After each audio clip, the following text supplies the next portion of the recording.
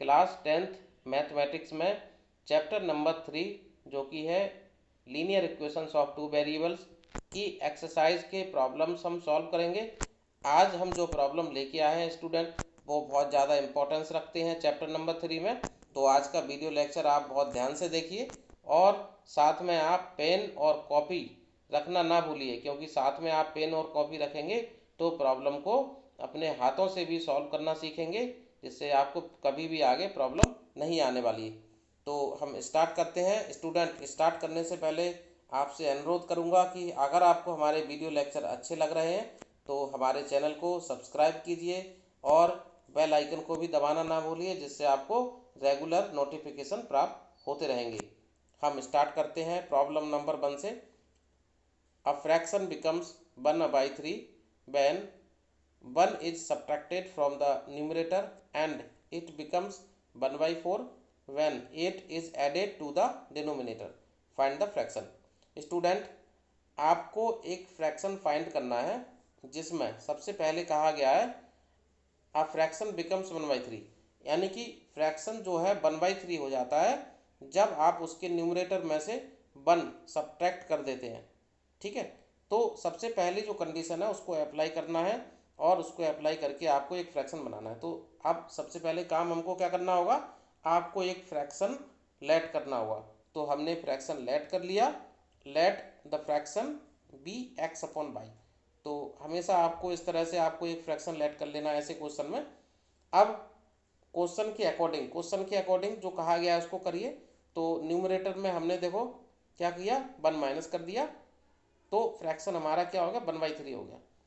तो ऐसा करने से आपको एक इक्वेशन मिल जाएगी। इसको आप सिंप्लीफाई करके लिखेंगे तो आगे equation 3x minus y equal to 3, ये इक्वेशन नंबर 1 हो गई हमारी। अब इसी प्रकार से आगे जो स्टेटमेंट है क्वेश्चन का वो आप ध्यान से पढ़िए। It becomes 1/4। 1/4 यानी कि फ्रैक्शन 1/4 हो जाता है जब 8 is added to the denominator, यानी कि आप डिनोमिनेटर में 8 ऐड कर देते हैं। ठीक है, न्यूमरेटर के लिए कुछ नहीं कहा गया तो न्यूमरेटर एज इट इज रहेगा। तो सेकंड कंडीशन अप्लाई करने के बाद हमको मिला x upon y plus 4 equal to 1/4। इसको सिंप्लीफाई किया तो इक्वेशन 2 आपको मिल गई है 4x minus y equal to 8।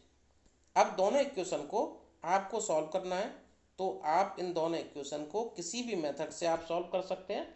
आपके पास एलिमिनेशन मेथड है, सब्स्टिट्यूशन है, क्रॉस मल्टीप्लिकेशन है, तो जो आपको इजी लगती है उससे आप सॉल्व कर दीजिए। तो हमने इक्वेशन 1 को सब्ट्रैक्ट किया है, ठीक है, 2 से। तो ऐसा करने से हमको x की वैल्यू मिली, x इक्वल टू 5 मिल गया। अब आपको x की वैल्यू पुट कर देनी है इक्वेशन 1 में। ठीक है, 1 या 2 किसी में भी रख सकते हैं। तो 1 में हमने रख दी तो हमको y की वैल्यू मिल गई, y इक्वल टू 12। इस प्रकार से हमारा जो फ्रैक्शन है यानी कि फाइनल जो आंसर है वो आपका हो गया 5/12। ओके, नेक्स्ट देखते हैं। अब हमारे पास जो प्रॉब्लम है उसका स्टेटमेंट है Yash scored 40 marks in a test, getting 3 marks for each right answer and losing 1 mark for each wrong answer. यानी कि उसे सही आंसर के लिए उसे 3 मार्क्स मिल रहे हैं और गलत के लिए उसका 1 मार्क्स कट रहा है। इसके बाद had 4 marks been awarded for each correct answer and 2 marks been deducted from each incorrect answer। अब की बार सेकंड केस में क्या हो रहा है, सही आंसर के लिए 4 मार्क्स मिल रहा है और गलत के लिए 2 मार्क्स उसके डिडक्ट हो रहे हैं। Yash would have scored 50 marks, second case में उसको 50 मार्क्स मिल रहा है। How many questions were there in the test. तो आपको बताना है कि टेस्ट में क्वेश्चन कितने थे।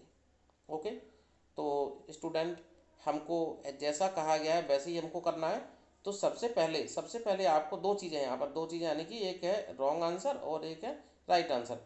तो हमने मान लिया, लेट कर लिया, राइट आंसर के लिए हमने let number of right answer and wrong answer be x and y, यानी कि राइट आंसर एक्स है और रॉन्ग आंसर वाई है। ओके, तो आपको एक क्वेश्चन आप फॉर्म करनी है इनके लिए।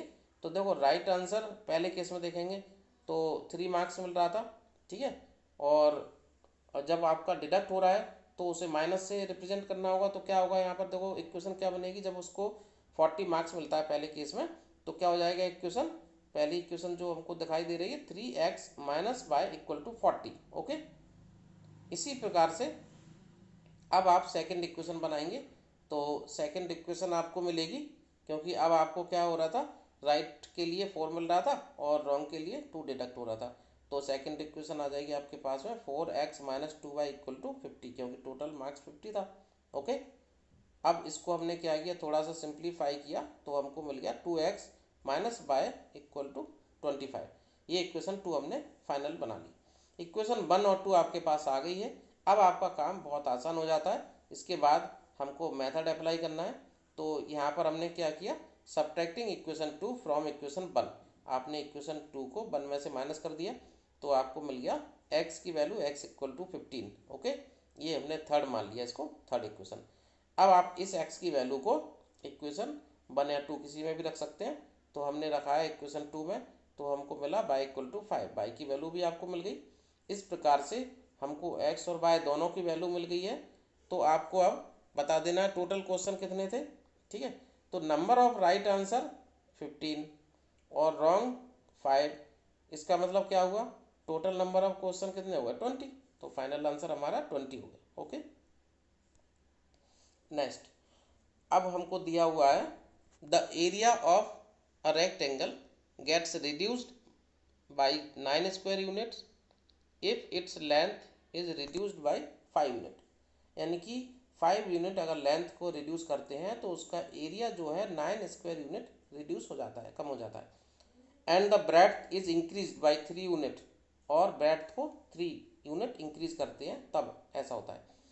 अब नेक्स्ट आगे दिया है if we increase the length by 3 unit and breadth by 2 unit. Length को 3 यूनिट इंक्रीज कर रहे हैं और ब्रेड्थ को 2 यूनिट, तो एरिया आपका इंक्रीज हो रहा है यहाँ पर 67 square unit. Okay, find dimensions of the rectangle. तो आपको बताना है कि जो डायमेंशंस है यानी कि लेंथ और ब्रेड्थ है उनकी वैल्यू क्या होगी।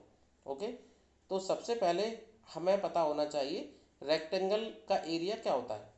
आपको पता है द एरिया ऑफ रेक्टेंगल होता है लेंथ इंटू ब्रेड्थ। तो आपको लेंथ और ब्रेड्थ को लेट कर लेना है सबसे पहले। तो हमने मान लिया लेंथ x है और ब्रेड्थ y है। ओके, तो एरिया क्या हो जाएगा, एरिया हो जाएगा x इंटू वाई।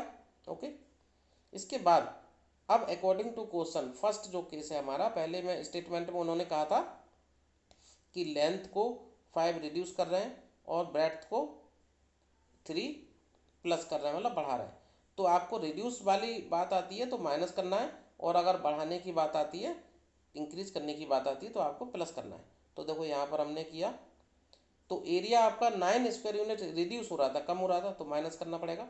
तो यहाँ पर देखो इक्वेशन क्या बनेगी, फाइनली ये बनी आपकी x minus 5 into y plus 3 equal to x y minus 9।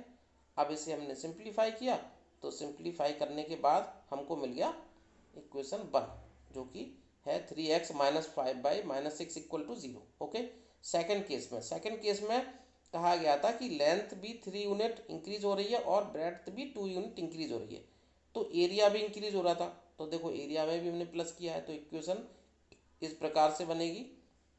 और सिंप्लीफाई करने के बाद हमको इक्वेशन 2 मिलेगी 2x plus 3y minus 61 equal to 0। Okay, इस प्रकार से हम क्या करेंगे, अब दोनों इक्वेशंस को सिंप्लीफाई करके सॉल्व कर लेंगे। ठीक है, तो हमने इन दोनों इक्वेशन को सॉल्व कर लिया, जिससे हमको x की वैल्यू मिली 17 और y की वैल्यू मिली 9। स्टूडेंट यहाँ पर आप सॉल्यूशन जब करेंगे तो आपको कोई भी मेथड अप्लाई कर देना है, क्योंकि ऐसे क्वेश्चन में वर्ड प्रॉब्लम में वो मेथड का नाम लिख के नहीं देते हैं। तो आपको जो मेथड आपको अच्छी लगे उससे आपको कर देना है। तो हमने आपको तीनों मेथड आपको बहुत अच्छे तरीके से बता दी थी। आपको जो एल्जेब्रिक मेथड है, एलिमिनेशन है, सब्स्टिट्यूशन है और आपका क्रॉस मल्टीप्लिकेशन है। तो हमने यहाँ पर क्रॉस मल्टीप्लिकेशन का यूज़ किया है। ठीक है, क्रॉस मल्टीप्लिकेशन से हमने यहाँ पर सॉल्व किया है। तो आपको जो अच्छा लगे आप उससे कर सकते हैं, कोई यहाँ पर बाउंडेशन नहीं है। ओके, नेक्स्ट देखते हैं अगला प्रॉब्लम स्टूडेंट। अब हमारे पास ये डिफरेंट टाइप का है। अब ऐसे क्वेश्चन हमको करने हैं जिनमें आपको जो इक्वेशन दे रखी है वो अभी सॉल्व नहीं हो सकती, यानी कि अभी ये स्टैंडर्ड फॉर्म में नहीं है, तो आपको पहले इसको रिड्यूस करना होगा स्टैंडर्ड फॉर्म में, तब जाके हम इसको सॉल्व कर पाएंगे। तो यहाँ पर हम देखते हैं इक्वेशन 1 हमको दे रखा है, देखो 1/2x plus 1/3y equal to 2, और दूसरी इक्वेशन है 1/3x plus 1/2y equal to 13/6। Okay, सबसे पहले हम क्या करेंगे, यहाँ पर रिड्यूस करेंगे इसको। तो रिड्यूस करने के लिए आपको देखना है कि किस तरह से रिड्यूस हो सकती है। तो यहाँ पर 1/x और 1/y वाले जो टर्म है इनको रिड्यूस करना है, सिंपल, ठीक है। तो इनको हमने p और q लेट कर लिया। देखो यहाँ पर 1/x को हमने माना p और 1/y को q मान लिया। तो ऐसा करने से अब नई इक्वेशन हमको p और q के फॉर्म में मिलने वाली है। तो देखो हमको इक्वेशन 1 मिली सिंप्लीफाई करने के बाद में, ठीक है, इस तरह से 3p प्लस 2q, ठीक है, -2 इक्वल टू 0। दूसरी इक्वेशन भी मिल गई हमको, ठीक है। इसी प्रकार से अब दोनों इक्वेशन को आप किसी भी मेथड से सॉल्व कर सकते हैं। तो यहाँ पर हमने क्रॉस मल्टीप्लिकेशन से कर दिया सॉल्व इसको। तो यहाँ पर आपको वैल्यूज किसकी मिलेंगी, p और q की वैल्यूज मिलेंगी आपको। तो p और q की वैल्यू जो आपको मिली है यहाँ पर वो है 2 और 3। इसके बाद आपने जो लेट किया था, यानी कि 1/x इक्वल टू p माना था, तो 1/x इक्वल टू 2 हो जाएगा और 1/y इक्वल टू 3 हो जाएगा। इस प्रकार से यहाँ पर फाइनल आंसर अब आपका निकलेगा x और y की वैल्यू, क्योंकि आपको आंसर x और y के लिए फाइंड करना था, ठीक है, क्योंकि p और q तो आपके मीडिएटर थे। ओके, इस प्रकार से हम इसको सॉल्व कर सकते हैं। नेक्स्ट देखते हैं, अगला प्रॉब्लम भी इसी तरह का है। इसमें भी है हमारे पास दो इक्वेशन है, ठीक है, बट ये स्टैंडर्ड फॉर्म में नहीं है। तो सबसे पहला काम है हमारा कि कैसे हम इसको रिड्यूस कर सकते हैं। तो देखो इसमें फर्स्ट जो टर्म है, ठीक है, 4/x है और दूसरा है 3y। तो फर्स्ट टर्म में प्रॉब्लम है, दूसरे में नहीं है। तो हम फर्स्ट टर्म यानी कि 1/x वाली जो टर्म है हमारी उसको लेट करेंगे केवल, ठीक है। तो हम उसको लेट कर लिया हमने, 1/x को हमने p मान लिया। ओके, तो इस प्रकार से हमको मिल गया 4p plus 3y equal to 14, और सेकंड मिल गया 3p minus 4y equal to 23। Simplify किया तो इक्वेशन 1 और 2 हमको ये मिल गए। अब इक्वेशन 1 और 2 को हमने क्रॉस मल्टीप्लिकेशन से सॉल्व कर लिया। तो हमको वैल्यू मिलेगी यहाँ पर, किसकी वैल्यू मिलेगी आपको, p की और y की, क्योंकि p और y में इक्वेशन है ना। तो देखो p की वैल्यू मिली p की वैल्यू मिली 5 और y की -2। ओके, इस प्रकार से अब आपको फाइनली वैल्यू चाहिए x और y की। तो y तो हमारे पास आ गया बट x नहीं है, तो आपको ये करना है p equal to 1/x equal to 5। तो यहाँ से x की वैल्यू 1/5 आ गई। फाइनल आंसर हमारा आ गया x की 1/5 और y की -2। तो ये this is the final answer. इस प्रकार से हम कर सकते हैं। नेक्स्ट है solve the following pair of equations by reducing them. तो इसको भी हमें रिड्यूस करके करना होगा, क्योंकि यहाँ पर भी हमको ये स्टैंडर्ड फॉर्म में नहीं दिया है। 7x minus 2y upon x y equal to 5, और दूसरी इक्वेशन में दे रखा है हमको 8x plus 7y upon x y equal to 15। तो दोनों इक्वेशन में अपन इसको पहले तो थोड़ा सा सिंप्लीफाई किया, तो एक्स वाई का दोनों टर्म्स के नीचे डिवाइड कर दिया हमने। तो इक्वेशन 1 हमको मिल गया इस तरह से 7/y minus 2/x equal to 5, और दूसरी इक्वेशन हमको मिल गया 8/y plus 7/x equal to 15। इस प्रकार से अब ये इक्वेशन हमको देखो दोबारा से हमने अभी सॉल्व किया था ऐसा क्वेश्चन, 1/x और 1/y वाले टर्म्स आपको मिल रहे हैं। तो 1/x को आप p लेट कर लिया, p q या mn कुछ भी आप u भी जो भी आपको लेट करना है कर सकते हैं, ठीक है, कोई इशू नहीं है। अलग अलग बुक्स में अलग अलग तरीके से लेट किया हुआ है।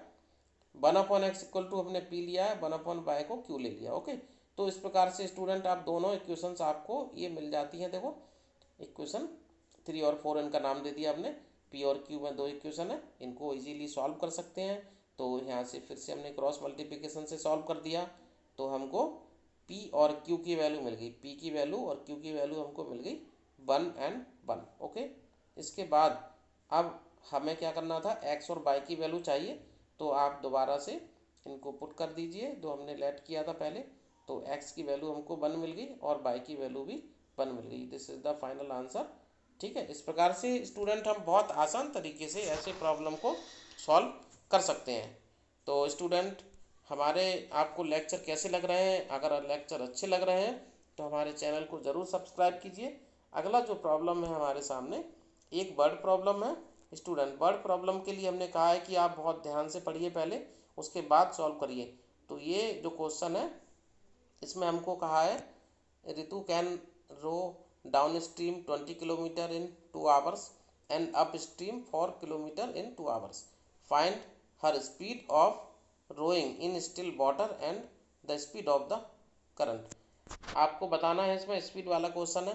तो हमेशा ऐसे क्वेश्चन में आपको ध्यान रखना है कि अप स्ट्रीम और डाउन स्ट्रीम वाला क्वेश्चन है तो आपको सबसे पहले स्पीड को मान लेना है। ठीक है, हमने मान लिया speed of Ritu in still water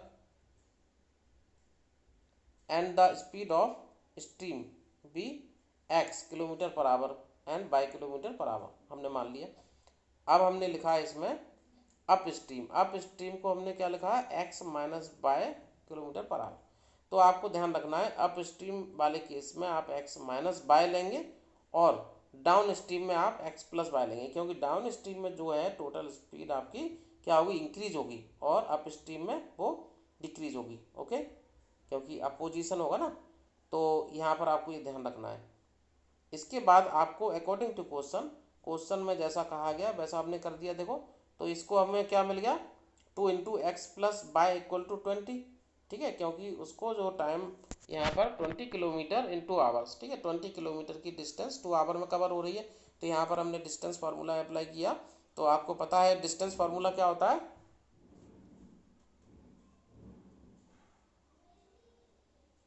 speed equal to distance, speed equal to होता है डिस्टेंस अपॉन टाइम। ओके, तो ये फार्मूला आपको ध्यान रखना है ऐसे क्वेश्चन में हमेशा। तो ये फार्मूला आपने अप्लाई किया, तो ऐसा करने से हमको इक्वेशन 1 मिल गई। सिंप्लीफाई करने के बाद x plus y equal to 10। इसी प्रकार से दूसरा केस हमने अप्लाई किया, उसमें भी हमको सेम टाइम लग रहा था, तो दूसरी equation x minus y equal to 2 आ गई। अब आपको दोनों इक्वेशन को इजीली सॉल्व कर देना है। तो हमने ऐड कर लिया, ऐड करने से हमको मिल गया एक्स की वैल्यू, एक्स इक्वल टू 6 आ गया, एक्स की वैल्यू 6 आ गई। अब वाई की वैल्यू निकाल दी हमने 4 इक्वेशन 1 से।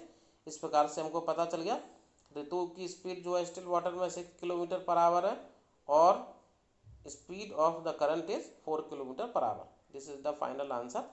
स्टूडेंट, हमारे वीडियो लेक्चर आपको अच्छे लग रहे हैं तो हमारे चैनल को ज़रूर सब्सक्राइब कीजिए। आज का जो वीडियो लेक्चर है वो हम यहीं पर समाप्त करते हैं।